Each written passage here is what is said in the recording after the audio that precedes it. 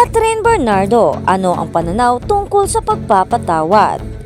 Kung bago ka lang sa channel na ito, huwag kalimutang mag-like, share, comment, and subscribe. At huwag kalimutang pindutin ang notification bell icon para maging updated ka sa bawat upload nating video. Trending na naman si Catherine Bernardo sa ex na dating Twitter noon, ngayong April 1 Lunes, April Fool's Day, ang araw na kasunod ng linggo ng pagkabuhay. Kakabit pa rin sa usapan ang ex niyang si Daniel Padilla. Sa pagsapit kasi ng 28th birthday ni Catherine noong March 26, Martes, may Instagram greeting si Daniel. Sa pagdiriwang ng kaarawan ni Catherine sa Palawan ay nakisaya si Alden Richards na leading man niya sa Hello Love Goodbye 2019. Ang sexy pictorial ni Catherine para sa isang fashion magazine ay naikumpara sa sexy pictorial before ni na Marian Rivera at Nadine Lostre. 4 na buwan na ang lumipas na announcement na iyon, pero nananatiling tahimik si Daniel sa mga paratang na paulit-ulit niyang pinagtataksilan si Catherine. Kaabang-abang kung ano ang kahihitnan na kanyang career ni na Catherine at Daniel matapos mabuwag ang kanilang love team. Pati si Daniel Padilla ay nag-trending din dahil nakalkal na naman ang mga kuha ng mga magkasintahan pa sila ni Catherine na pinapagalitan nito o ito ni Daniel. Sa interview ng fashion magazine, wagas ang saloobin ni Catherine kaugnay sa forgiveness. Aminado siyang nasaktan. Noong November 30, 2023, araw ni Bonifacio na tinaguri ang Supremo, na isa publiko via Instagram ang paghiwalay ng Katniel matapos ang 11 taong relasyon. Nag-resurface ang video clip na kuha sa Star Magic Ball 2017 kung saan pinagsasabihan ni Daniel si Catherine dahil sa revealing na suot nito. Pati yung nagti-thank you si Catherine sa mga nanonood ng Hello Love Goodbye. Nag-make face di umano si Daniel nang nabanggit si Alden Richards. Pinuhay rin ng ilang fans ang issue ng cheating kaya sa totoo lang, nabakbakan na naman ng husto si Daniel. Kailangan ba niyang sagutin ang matinding pahayag ni Catherine sa interview sa kanya sa Mega Magazines? Sabi ni Catherine, ang lalim kasi ng words na forgiveness. For me, you can forgive people who deserves it. But when I forgive you, it doesn't mean that I have to keep you in my life. It depends. It's a case-to-case basis kasi. Nananatiling tahimik lang si Daniel. Panahon na ba para magsalita na siya? Samantala, hindi rin nagpaawat ang mga fans ni Nadine Lostre. Nagtindring din si Nadine kanina dahil sa ilang post ng mga fans nito na tila may patutsada sa sexy pictorial ni Catherine. Kaya hindi pa rin pala humuhupa ang tunggalian ng mga fans ni na Catherine at Nadine. Ika nga ni Noel Ferrer, salamat sa pagpapakatotoo ni Catherine Bernardo. It has earned her the admiration of people including advertisers who got her for numerous endorsements. As for Daniel, if he's not clear to his name sa mga paratang sa kanya, and I maintain that he doesn't owe anyone an explanation, as I always believe, the best weapon is a good word. Dapat piling-pili ang mga susunod niyang proyekto na magpapakita ng kanyang kahusayan sa pagganap man o pag-perform, at sana suportahan pa rin siya ng mga tao. Sa hulit-huli, hindi ka naman nasa showbiz para ibenta ang personal na buhay mo, kundi ipakita ang galing mo sa sining na ito. Abangan lang natin ang pagiging mas mature na performers ni na Catherine at Daniel. At sa kabilang banda naman, Janine Gutierrez.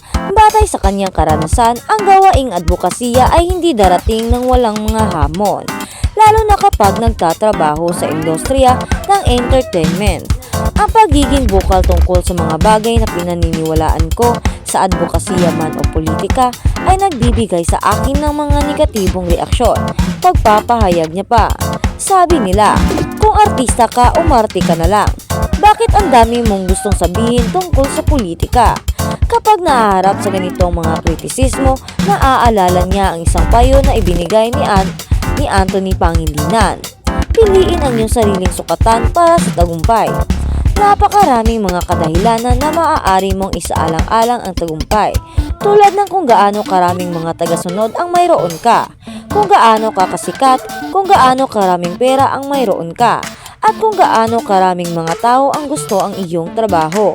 Ngunit sa pagtatapos ng araw, ikaw ang kumikita iyong sariling mga sukatan para sa tagumpay.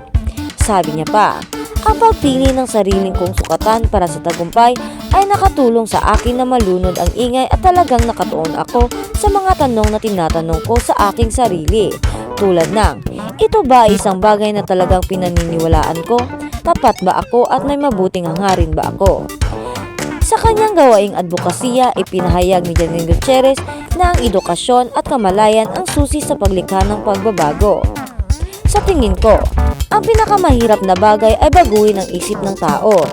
Sabi niya pa, noong nakaraang halalan sa pagkapangulo ng Pilipinas noong 2022, aktibong nangampanya si Gutierrez para kay dating Vice Presidente Leni Robredo. Habang nakikilahok sa house-to-house campaign si Robredo, nalantad si Gutierrez sa iba't ibang makasalungat na pananaw. Nakakarinig ako ng mga komento na napakalabis, tulad ng kung paano ang ilang mga tao ay hindi pa rin naniniwala na ang isang babaeng pinuno ay maaaring maging mas mahusay kaysa sa isang lalaking pinuno. Pagbabahagi niya pa, sa kabila ng hamon na ito, kinikilala ni Gutierrez ang kahalagahan ng mga talakayang ito. Sa tingin ko ay talagang mahalaga na ipagpatuloy ang pag-uusap at ibahagi ang iyong nalalaman sa iyong sariling mga lupot, sabi niya pa. Sa lahat ng kanyang ginagawa, hinahayaan ni Gutierrez ang kanyang sarili na mamuno sa kanyang mga pinapahalagahan at palaging pinapanatili ang kanyang integridad. Mula sa pagbabahagi ng pang-edukasyon na nilalaman sa social media hanggang sa direktang pagsuporta sa mga layunin sa pamamagitan ng negosyo at sa mga aktibidad sa lupa. At sa kabilang balita naman, buwalta ng tatay ng sanggol na kinarga ni JK. Alam po namin ang ginagawa namin. Nakiusap ang mga magulang ng batang umiiyak sa concert ng singer-songwriter na si JK Labajo na huwag agad manghusga ng kanilang kapwa. Nagpaliwanag uli si Neil Patrick Tobino, ang tatay ng 7-month-old na sanggol na si Fiona, na nag-viral sa social media dahil sa pag-iyak nito habang nagpe-perform si JK on stage. Mariing itinanggi ni Neil na pumalahaw ng iyak si Baby Fiona dahil naingayan ito sa napakalakas na tugtugan sa gig ni JK. Aniya, nagtungo sila sa event dahil gusto nilang ipakarga sa singer-actor ang kanilang anak dahil idol na idol nito si JK. Base sa isang video clip, mapapanood si JK na binabasa ang hawak na cardboard ni Neil na may nakasulat na kahit isang karga lang mula sa pinakabata mong fan, Kuya JK. Simulang paliwanag ng tatay ng bata, hindi totoo na pinapatahan o napansin niya na umiiyak o tumigil sa performance. Siguro last 2 songs na ni JK, lumapit siya sa mga fans. So ang ginawa ng misis ko para hindi masayang, lumapit na siya sa stage.